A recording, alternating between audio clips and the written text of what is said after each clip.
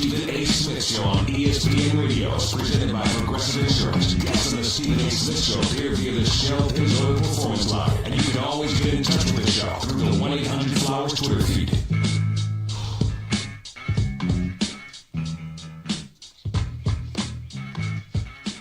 Minutes past hour number one, back here on the Stephen A. Smith Show, ESPN Radio, ESPN News.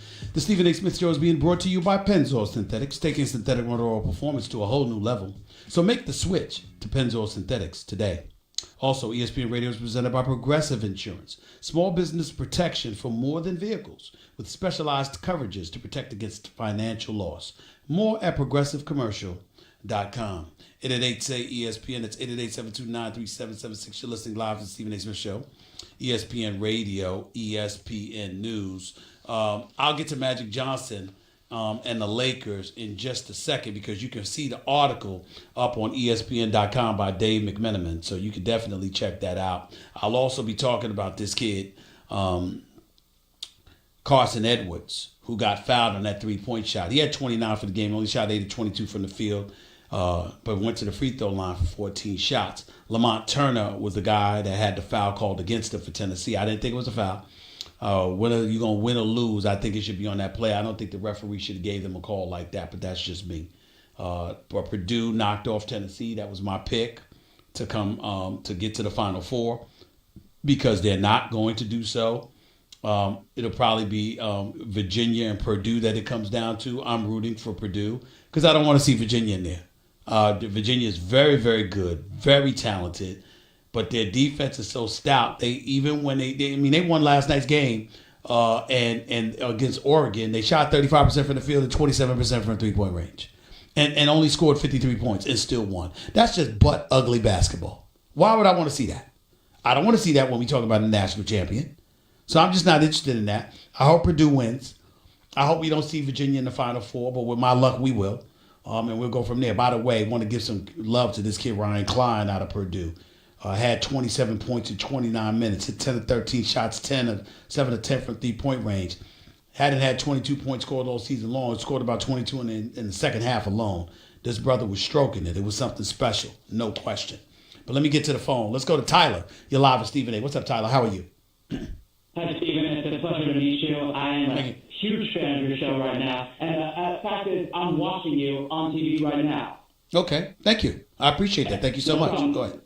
No problem, my man. Now, I have been keeping up with the MLB. I'm a diehard fan of the Tampa Bay Rays. No disrespect to the Yankees. No disrespect to the Dodgers. No disrespect to any of these guys. But, my brother, what I want to know from you is, do you see any chance of the Rays having a chance to get back into the series? And if so, how? And if so, and if not, what can they do differently to get a chance back into the World Series? I don't see it, man. I don't see it. Y'all haven't made the postseason since 2013 when you lost in the ALDS. You've been out of the playoffs for the last 5-6 years. The last 5 years, I'm sorry. But you know what? You won 90 games last year. You won 90 games. I got to give credit where credit is due. You just, listen, Boston's got the highest payroll. I think they've spent about $226 million, if I remember correctly. You look at the Yankees, you know their payroll is up there. The Astros just signed Verlander. You see that they still have Altuve and Springer and Bregman and these boys. I just look at Tampa and I see a team that's talented and talented enough to knock folks off, to make things interesting, but devoid of the ability monetarily to get those elite players that's really going to make a difference and to hold on to the ones that ultimately develop into something. So I just don't see it. I really, really don't. I don't know much about them because it's not like I watch the Tampa Bay Rays too much. Please don't get me wrong. But I'm just saying, by default alone, from being in the same division as Boston, as Houston, as the New York Yankees, I just don't see it. I don't blame you, my man. The fact is, I couldn't be happier that the Red Sox won last year's World Series. I mean, don't get me wrong. My old man is a die-hard Red Sox fan ever since he was younger.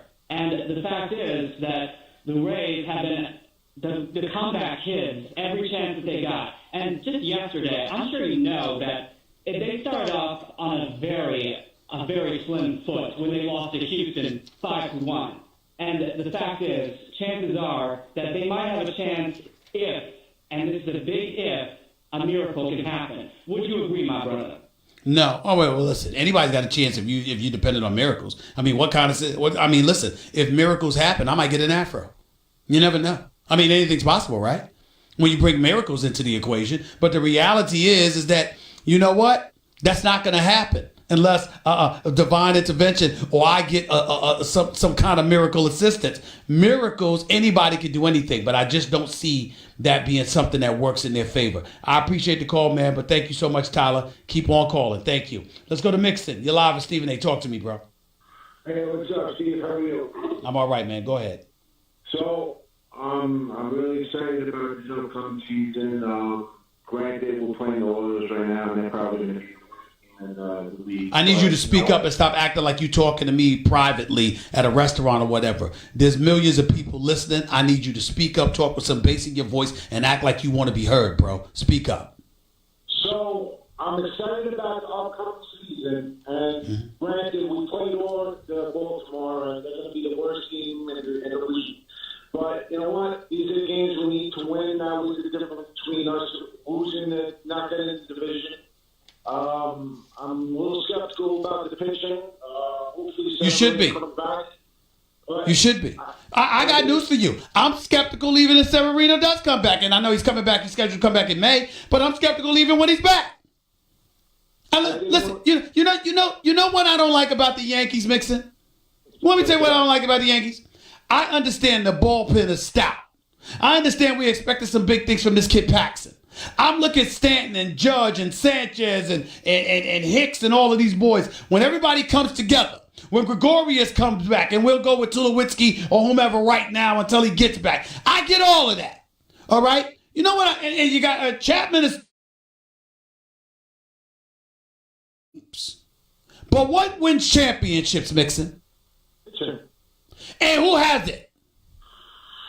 Everybody but us. Listen, here's my point. Yeah, I'm talking about your rotation. I know you only need starters to go about 4 innings, and then you give it to the bullpen. But I have yet to see a team, and I could be wrong, but I have yet to see a team win a World Series championship without at least one ace. And I don't consider Severino an ace. I think he's very good, but I don't consider him an ace. I think Verlander is an ace. I think not the Chris Sale we saw yesterday, but Chris Sale that we saw last year is an ace. I think Scherzer is an ace. People like that are aces. DeGrom is an ace. If the Yankees, to me, got DeGrom last year, if they had gotten the Mets to give him up, which they weren't going to do, I think the Yankees would have won last year. That's how I feel. I think that you got to have that kind of starting pitcher, at least one of them, in your lineup. And then not only do the Yankees not have that, Boston and Houston do. That's my problem. Well, what I think is going to happen is I think the Giants are going nowhere real quick. And I think Bumgarner is going to be on the block from the trade deadline. And I think Mr. Steinbrenner over there is going to make. Well, listen, we can talk Bumgarner all we want to, but are you sure that's who you want? Are you sure that that's the guy that, listen, I like Bumgarner. I saw what he did in helping the Giants win a World Series. I saw how he shut down the Kansas City Royals. I saw how he pitched under pressure, not just for the pennant, but for the World Series. I get all of that. What I'm asking you is this. Are you sure he's still going to be that same dude by the time the Yankees are able to get their hands on him? I don't know.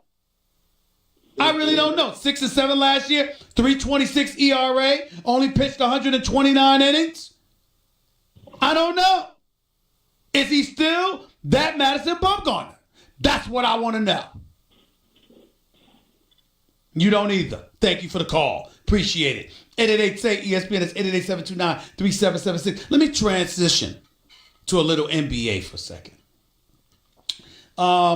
If you go to the cover of ESPN.com right now, our very own Dave McMenamin, who covers the Los Angeles Lakers for ESPN, wrote an article and it's headlined AD as in Anthony Davis, air guitar, and dysfunction.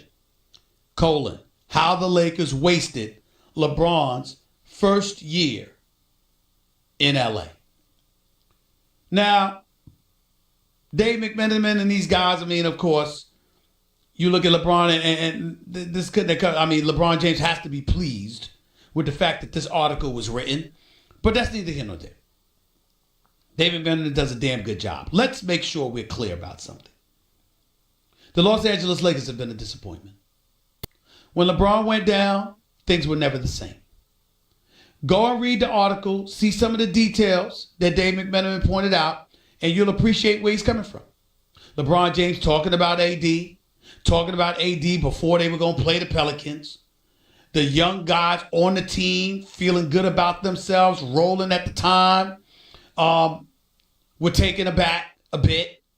And all of a sudden their comfort zone was rattled because they knew they could be traded for AD. We look at Magic Johnson because that's who I look at. And the reason why I look at it, I don't look at Magic. Here's where I'm looking at LeBron. Are you going to be able to convince somebody to come play with you?